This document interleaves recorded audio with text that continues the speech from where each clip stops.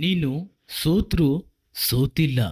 ಜಗದ ಕಣ್ಣಿಗೆ ನೀನು ಸೋತಿರಬಹುದು, ಆದರೆ ನಿನ್ನ ದೃಷ್ಟಿಯಲ್ಲಿ ನೀನು ಸೋತಿಲ್ಲ.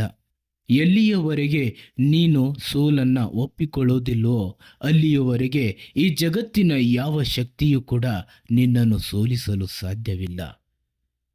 ನೀನು ಮೊದಲ ಪ್ರಯತ್ನದಲ್ಲಿ ಸೋತಿದೀಯ, ಮತ್ತೊಮ್ಮೆ ಪ್ರಯತ್ನ ಪಡು.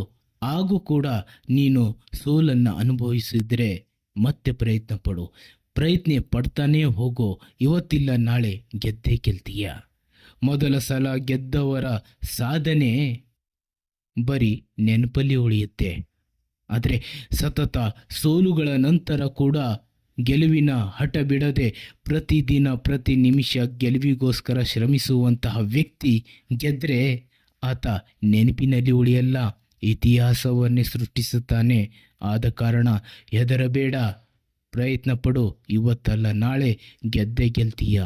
ಇಂದು ನಿನ್ನ ಜೀವನದಲ್ಲಿ ಬರೀ ಕಷ್ಟದ ಕತ್ತಲು ಇದೆ ಅಂತ ನನಗೆ ಗೊತ್ತು. ಹೆದರಬೇಡ, ಇವತ್ತಿಲ್ಲ ನಾಳೆ ನಿನ್ನ ಬದುಕಿನಲ್ಲಿ ಸುಖದ ಬೆಳಕು ಬಂದೇ ಬರುತ್ತೆ. ಅದಕ್ಕೆ ಹೆದರದೆ ಮುನ್ನುಗ್ಗು. ಇವತ್ತಲ್ಲ ನಾಳೆ ಗೆಲುವು ನಿನ್ನನ್ನು ಸ್ವಾಗತಿಸುತ್ತೆ.